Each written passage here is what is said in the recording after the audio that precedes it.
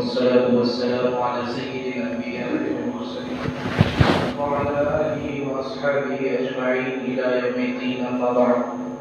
فأعوذ بالله من الشيطان الرجيم. بسم الله الرحمن الرحيم. ويسألونك عن ذي القرنين. وقال الله تبارك وتعالى: ويسألونك عن الروح قل الروح من أمر ربي. صدق الله مولانا العظيم. محترم بھائیو، بزرگوں، عزیز نوجوان، گزشتہ 3-4 جمعہ سے ہم آثار قیامات اور قیامت سے آنے والے پہلے کے جو فتنے ان کے بارے میں سنتے آ رہے ہیں اور کافی عرصے سے سن رہے ہیں، 2-4 جمعے سے. اس لیے دل یہ چاہ رہا ہے کہ اس مضمون کو اب ختم کر دیا جائے اور مختصر انداز میں آپ حضرات کے سامنے مختصر خاکہ پیش کر آپ کو ساری نوعیت سمجھا دی جائے.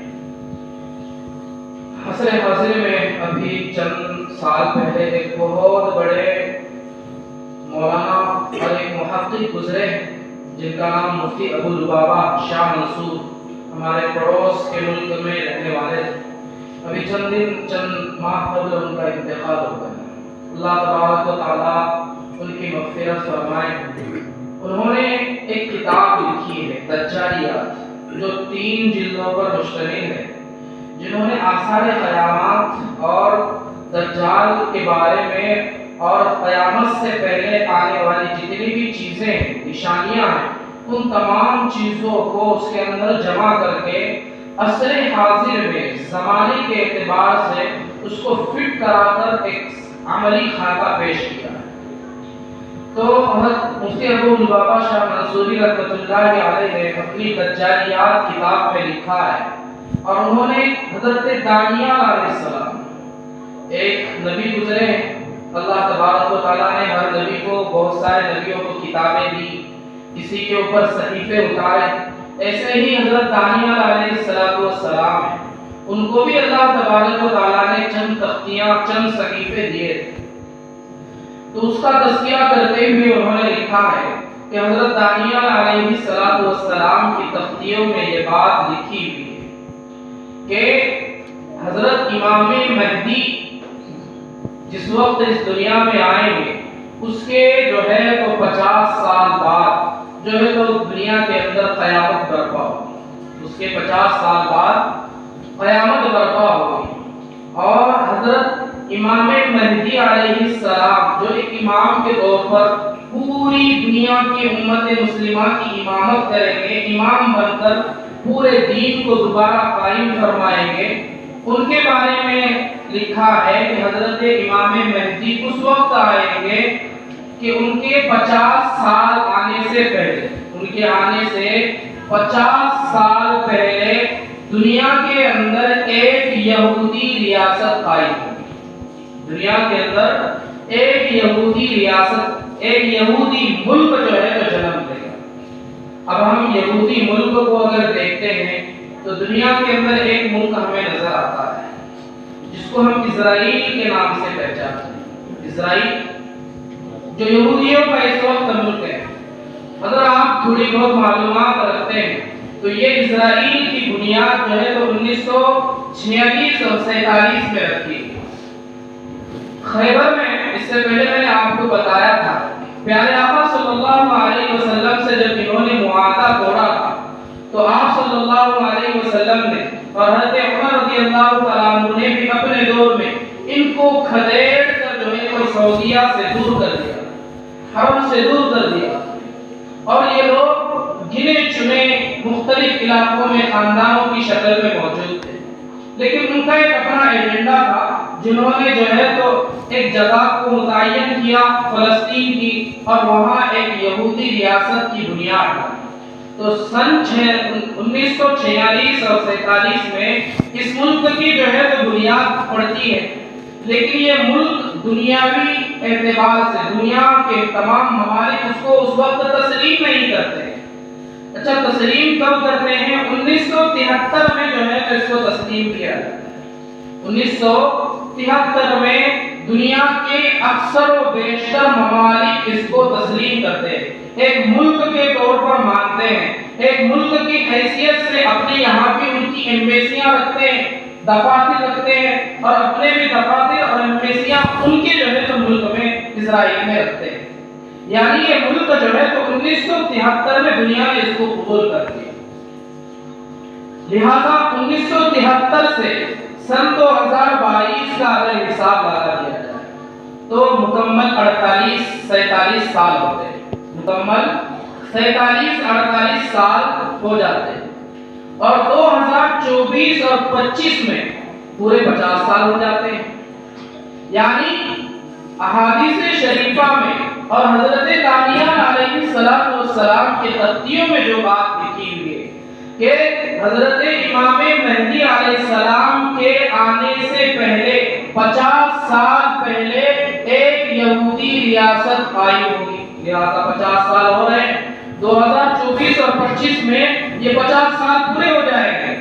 یہودی ریاست کو اس دنیا میں بن کر 50 سال پورے ہو جائیں گے۔ یعنی اس کا مطلب یہ ہوا کہ 2024 اور 25 میں امام مہدی اس دنیا میں آ سکتے ہیں۔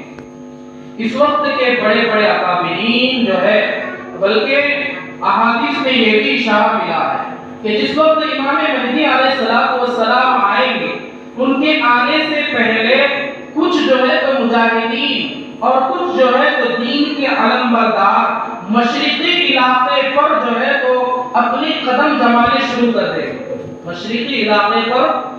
اپنے، چونکہ حضرت امام مہدی علیہ السلام کا ظہور، امام مہدی علیہ السلام جو ہے تو اپنے آپ کی ابتدا خراسان کے علاقے سے کرائیں گے۔ خراسان یہ ایران،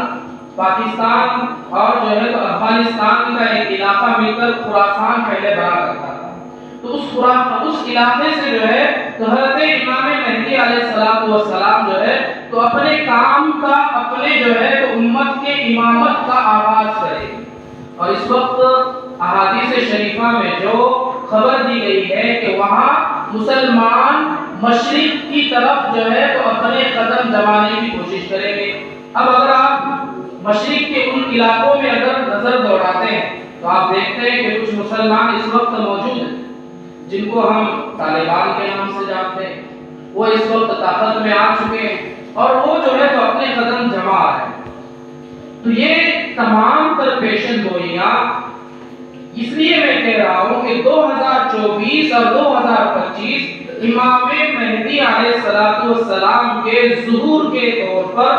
اس وقت جتنے بھی مفکرین علماء ہیں، محدثین علماء ہیں، 2024 اور 25 کو بہت اہمیت کے طور پر اس وقت جو ہے تو پیش کر رہے ہیں۔ دور نہ جاتے ہوئے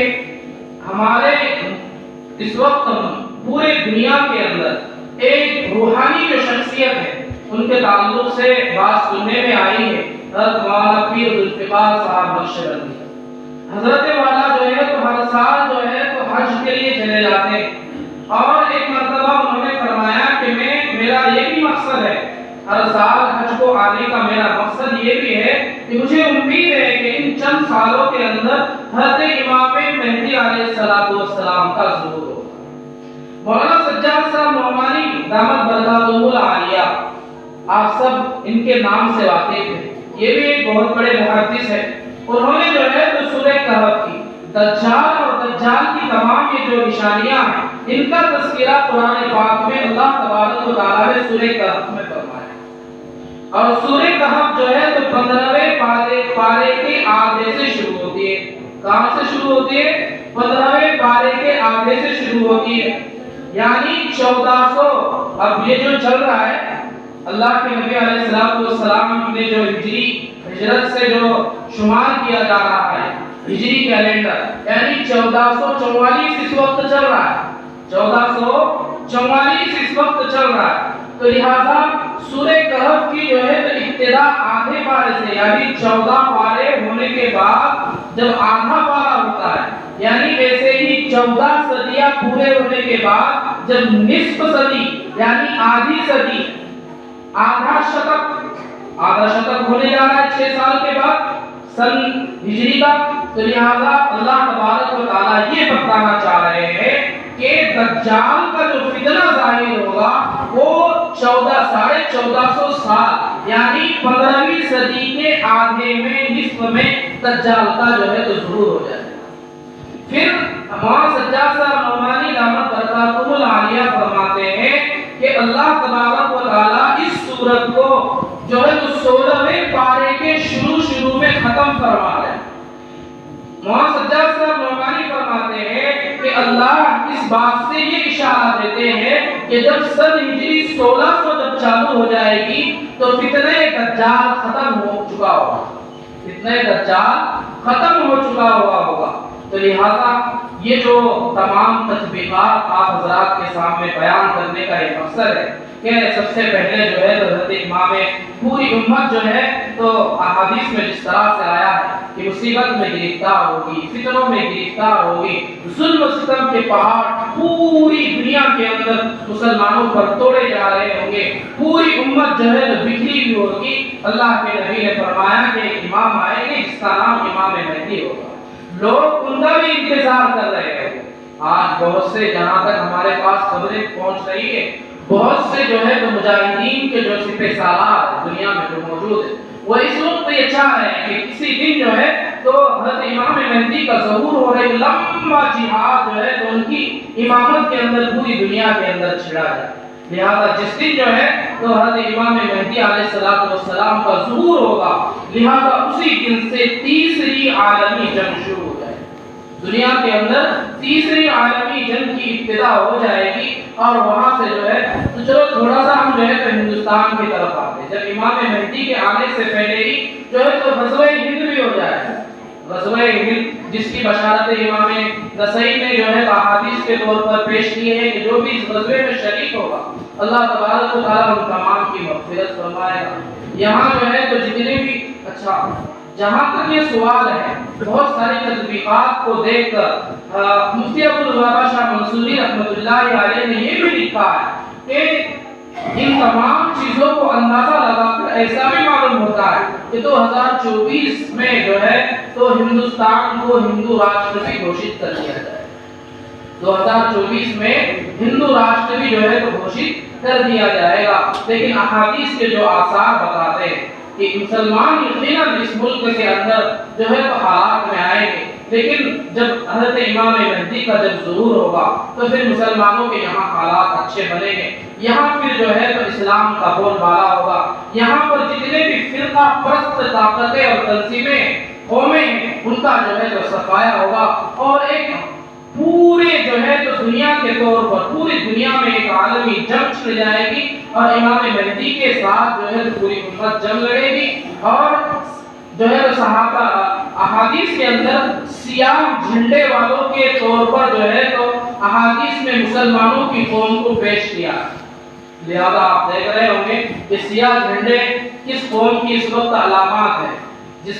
کے اوپر کلمہ وغیرہ لکھا ہوا ہے۔ تو لہذا سیاہ جھنڈا یعنی کالا جھنڈا ایک اسلام میں آگے فتنوں کے دور میں آنے والی اللہ کی وہ جماعت ہوگی جو دین پر ایمان پر قائم رہنے والی ہوگی، جو اللہ کے دین کی خاطر اس دنیا کے اندر جو ہے تو لڑے گی، اللہ کے دین کو پھیلائے گی۔ اللہ تبارک و تعالیٰ پھر جو ہے تو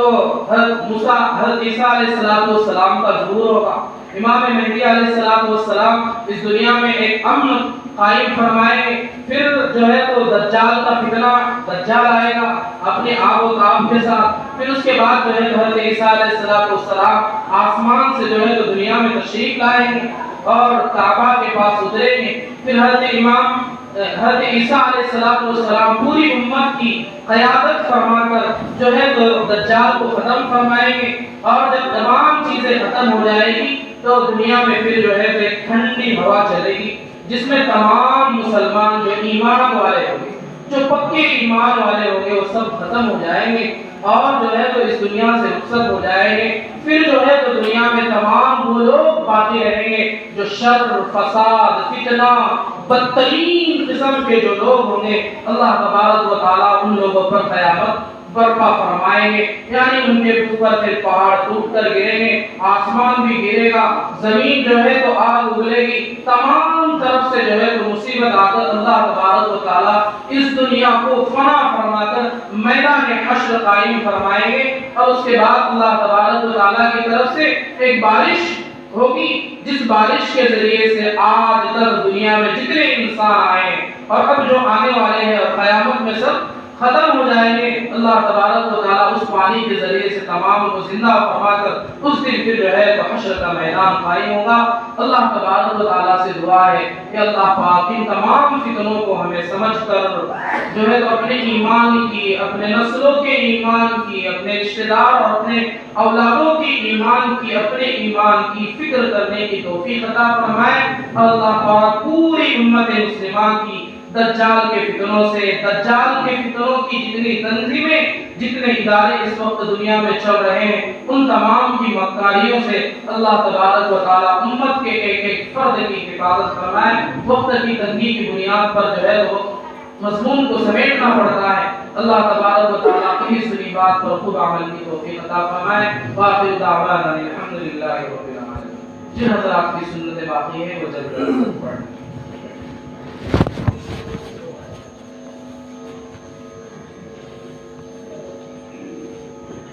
Good.